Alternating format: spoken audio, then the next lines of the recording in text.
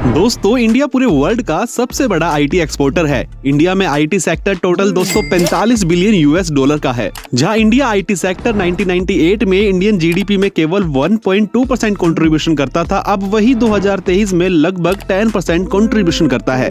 India जो भी माल और सर्विसेज दूसरे देश में एक्सपोर्ट करता है ना, 1998 तक आईटी सेक्टर का उसमें केवल 4% था, जो 2023 में बढ़ के 25% हो गया। और ये ग्रोथ जो है ना डे बाय डे बढ़ती जा रही है। आज इंडियन सिटीज के बीच एक होड़ लगी हुई है आईटी सेक्टर में इन्वेस्टमेंट अट्रैक्ट करने के लिए।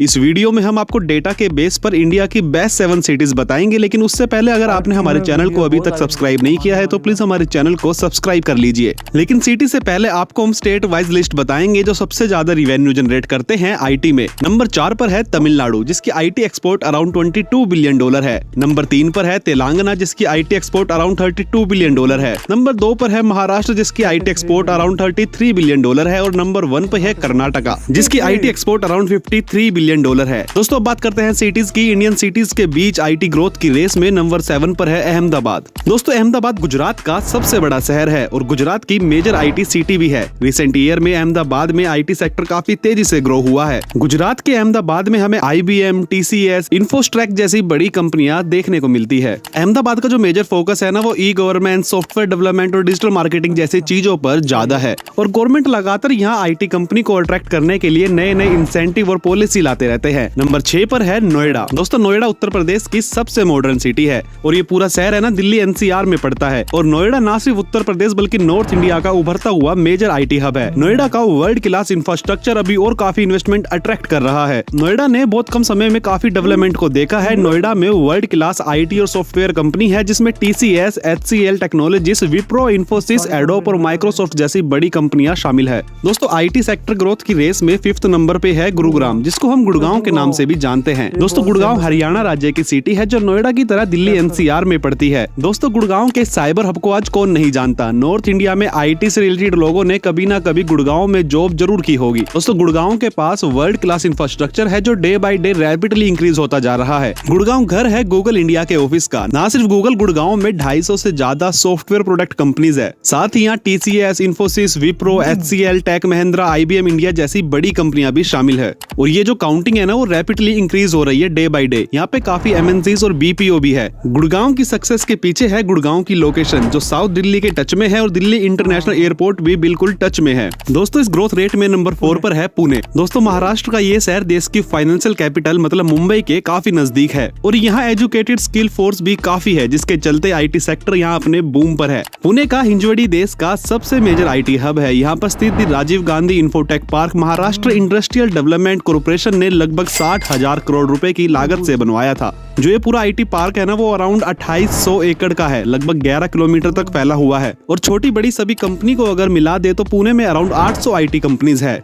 दोस्तों अब बारी है टॉप 3 आईटी सिटीज की। तो इसमें 3rd नंबर पर है चेन्नई। दोस्तों चेन्नई साउथ इंडिया का एक मेजर आईटी सेंटर है और तमिलनाडु की कैपिटल सिटी है। चेन्नई अपने software services, data analytic and enterprises solution के लिए काफी मशहूर है। साथ ही 2018 के डेटा के अकॉर्डिंग ये देश की 3rd largest IT exporter city है। यहाँ पर स्थित TIDEL पार्क सबसे बड़ा आईटी पार्क। और दोस्तों जब इस पार्क को बनाया गया था उस समय ये एशिया का सबसे बड़ा आईटी पार्क हुआ करता था। इसके अलावा चेन्नई में जोहो कॉर्पोरेशन जैसे और भी आईटी पार्क है। चेन्नई में ना देश के ऑलमोस्ट सभी बड़े MNCs और आईटी कंपनीज के ऑफिसेज है और इसके पीछे रीजन है चेन्नई की स्किल्ड वर्कफोर्स। इस आईटी ग्रोथ की रेस में 2nd पोजीशन हासिल की है हैदराबाद ने। फ्रेंड्स हैदराबाद में आईटी ग्रोथ इतनी ज्यादा हुई है कि लोग इसको हाईटेक सिटी और साइबराबाद जैसे नाम से जानने लगे हैं। दोस्तों हैदराबाद और चेन्नई, पुणे में हमेशा से काफी कंपटीशन रहा है आईटी ग्रोथ को लेकर। लेकिन हैदराबाद की आईटी ग्रोथ इंडिया तक सीमित नहीं है, बल्कि Hyderabad globally major IT hub है। साथ ही ये इंडिया का लार्जेस्ट बायो इन्फॉर्मेटिक हब है। बायो इन्फॉर्मेटिक्स जिनको नहीं पता उनको बता देता हूँ, ये एक फील्ड है जहाँ बायोलॉजी और कंप्यूटर साइंस को कंबाइन करते हैं और बायोलॉजी डेटा समझने के लिए हम सॉफ्टवेयर और कंप्यूटर्स का यूज करते हैं। हैदराबाद में ना आपको नई टेक्नोलॉजी पर वर्क ज्यादा देखने को मिलेगा, जैसे AI हो गया, आर्टिफिशियल इंटेलिजेंस, ब्लॉकचेन, जो कि हमारा फ्यूचर होने वाला है। और इस फ्यूचर बेस्ड टेक्नोलॉजी के बेस पर ही देश के 2nd सबसे बड़े आईटी हब के रूप में हैदराबाद को जाना जाता है। अब अगर बात करें देश की नंबर 1 आईटी सिटी के बारे में तो वो है बेंगलोर, जिसको हम सिलिकॉन वैली ऑफ इंडिया भी बोलते हैं। यहाँ हजारों की संख्या संख्या में आईटी कंपनीज है। और बेंगलोर ना सिर्फ इंडिया बल्कि वर्ल्ड में अपनी एक अलग पहचान रखता है। दोस्तों 2016 और 17 के डेटा के अकॉर्डिंग बेंगलोर अकेले ही इंडिया का 38% ऑफ टोटल आईटी एक्सपोर्ट करता है और 2017 के अकॉर्डिंग जिसकी कीमत 45 बिलियन यूएस डॉलर थी।